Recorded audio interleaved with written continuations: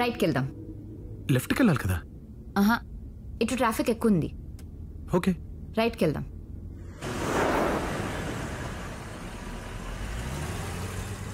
చిన్నయ్య రా. Chinnaiah Chinnaiah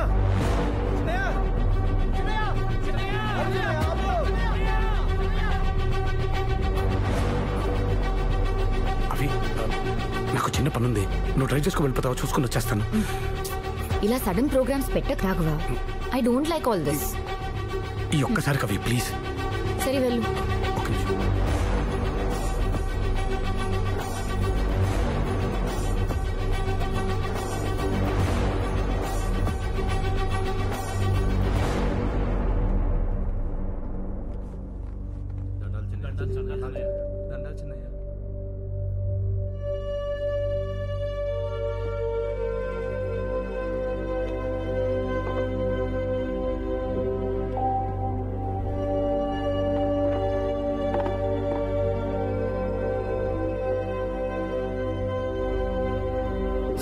order please. వాళ్ళకు అర్థం కాదు, నాకు ఓపిక లేదు. నువ్వే ఏదో తీసుకురా బ్రదర్. Okay sir.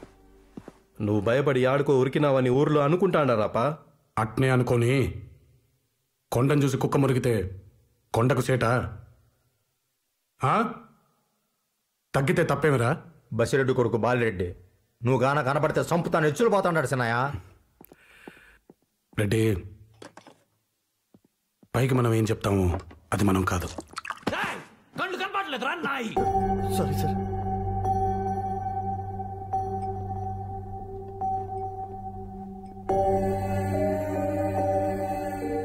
బాలరెడ్డిది కోపం కాదప్పా, భయం.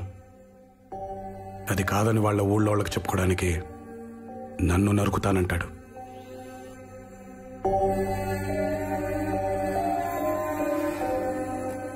ప్రేమకైనా పగకైనా మొహం కావాలి రామరెడ్డి. అందుకే నా మొహం తప్పించిన శత్రు లేకుండా ఎన్ని దినాలు గాళ్ళు కత్తులు తిప్పేది. మా జేజీ నరకటం నీ లక్షణం రానింది, అవలక్షణం లేక మనమండి కదా. అది మార్చుకుందామనే, పెళ్ళాం పిల్లలతో మీరు బ్రతకడం నేర్చుకుంటారనే ఇల్లుని అయ్యలేనమ్మను వదిలేసి వచ్చేసిన. అదర్థం చేసుకోకుండా చేతులు బిగిస్తే అట్ట స్వామి.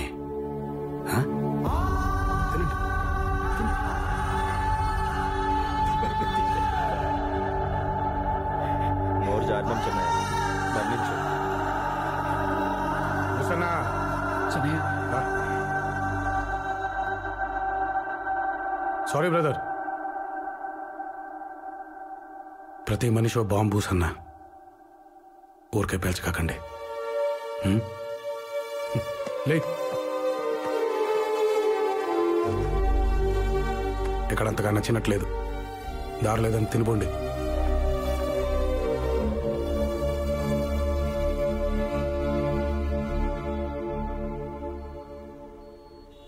అమ్మెట్ట ఉంది, ముసలిది బాగానే ఉంటుందిలే, మొండి పేణం. ఓ ఉసనా అయ్యా, రోడ్డు జాగిలంగా ఉందని 100-200 కొట్టకాకు. 50-60 బో. అట్నా చిన్నయ్య. అలాంటి బలమైన పక్కనుంటే బతుకు మీద నమ్మకం వస్తుంది సార్. ఎంత బలమైనడైనా ఏదో టైంలో చిన్న పొరపాటు చేస్తాడు సుదర్శన్ గారు. రాఘవరెడ్డి కూడా అలాంటి పొరపాటే చేశాడు.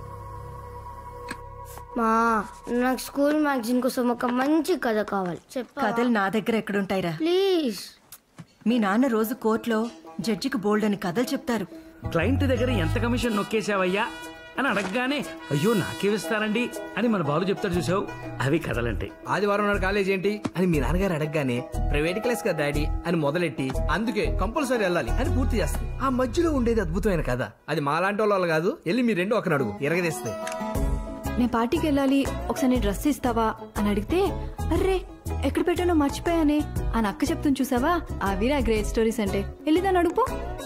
కథలంటే బాగా ఖాళీగా ఉన్నోళ్ళు చెప్తారా? మన ఇంట్లో అంతా గోళ్ళు గిల్లుకుంటూ కూర్చున్న వాళ్ళు ఎవరున్నారు? రాఘవా, మా తమ్ముడికి స్కూల్ మ్యాగజైన్ కోసం కథ కావాలంట, చెప్తావా? నేనా? ప్లీజ్. ఒక క్యూట్ ఫ్యామిలీ, అమ్మ నాన్న అక్క చెల్లి. ఈ అక్క ఒక అబ్బాయిని లవ్ చేసింది, కానీ ఆ అబ్బాయికి చెల్లికి కెమిస్ట్రీ కుదిరేసింది. ఇప్పుడు ఈ చెల్లెలు ఇంకో వేరే ఎవరితోనో ఫిజికల్ గా ఇన్వాల్వ్ అయిపోయింది. రాఘవ, కెమిస్ట్రీ ఫిజిక్స్ లేకుండా కథ చెప్పలేవా? ఏదైనా కథ చెప్తే మనదే ఉండాలి. మనది. చోటు, ఒక కథ చెప్తా, రాసుకో. ఈ కథ పేరు మొండి కత్తి. అనగనగా కోసల అనే రాజ్యం ఉండేది. ఆ రాజ్యానికి నాగార్జునుడు రాజు. పక్కనే ఇంకో రాజ్యం ఉంది. ఆ రాజ్యం పేరు పాంచాల దేశం. ఆ రాజ్యానికి బసిరెడ్డి, బసవేశ్వరుడు అనేవాడు రాజుగా ఉండేవాడు. ఈ రెండు రాజ్యాలకి గత 30 సంవత్సరాలుగా ఒక సుదీర్ఘమైన యుద్ధం జరుగుతోంది. నాగార్జునుడు గురుకులం పూర్తి చేసుకుని తిరిగి వస్తున్న అతని కొడుకు రాఘవుడిపై రెండు రాజ్యాలకి మధ్యలో ఉన్న తపతీ నది వంతెన దగ్గర పాంచాల దేశపు సైనికులు దాడి చేశారు. ఆ దాడిలో రాఘవుడి తండ్రి నాగార్జునుడు మరణించాడు. కానీ రాఘవుడు తన ఒంటిపై పడాల్సిన కత్తిని సగానికి విరిచి మొండి కత్తితో తపతీ నదిని దాటి అక్కడే దగ్గరలో గట్టి పొదల్లో ఉన్న బసవేశ్వరుడి కంఠంలో ఈ మొండి కత్తిని దించాడు. రక్తం, శవాలు, ఏడుపులు, యుద్ధం తర్వాత కనిపించే దృశ్యాలివే. తన తర్వాత తరాలకి దుస్థితి పట్టకూడదని రాఘవుడు పార్టీ పెద్ద అదే తన దేశపు మంత్రితో మాట్లాడి రాజ్యాన్ని కత్తిని వదిలేసి వెళ్ళిపోయాడు. యుద్ధం ఆపాలంటే అవతలి దేశపు మంత్రితో మాట్లాడాలి కదా. మనల్ని ఇష్టపడే వాళ్ళని ఒప్పించకర్లేదు, మనతో గొడవ పడే వాళ్ళని ఇష్టపడక్కర్లేదు. సో ఈ స్టోరీలో హీరో తన వాళ్ళని లవ్ చేయాలి, అవతలి వాళ్ళని కన్విన్స్ చేయాలి.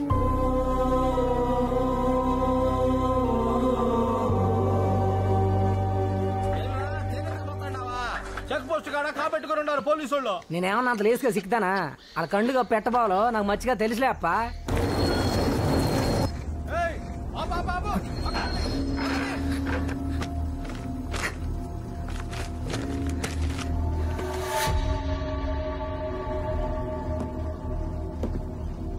యానిచ్రా బుక్కరే సముద్రం ఏముండదు నీ కాడ? జనకంకుల్ సారా?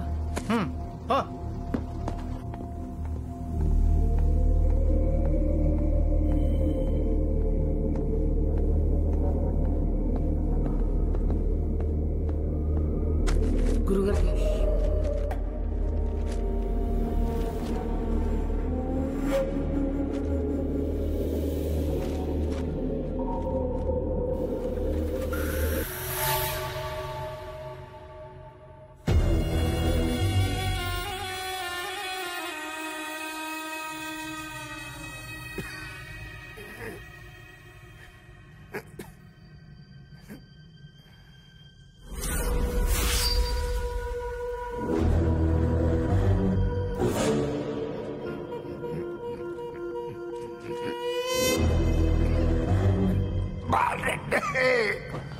అయ్యా అయ్యా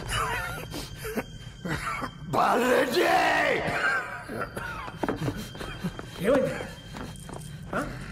ఏమైంది ఆయన? పసివాముల నుంచి యంగముని సిద్ధప్ప,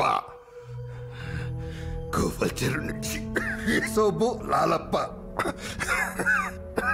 పూర్మల నుంచి సీనయ్య జక్కయ్య, పాండవ నుంచి హుసేన్ పీరావు గౌస్పష రావాలా. వీళ్ళంతా ఏంటికి నాయనా? నారప్పరెడ్డి కొడుకు గొంతు కొచ్చాలా. యాడుండాడు నాయనా? ఈడు కావాలా? వీడికి మన కథ తెలుసు.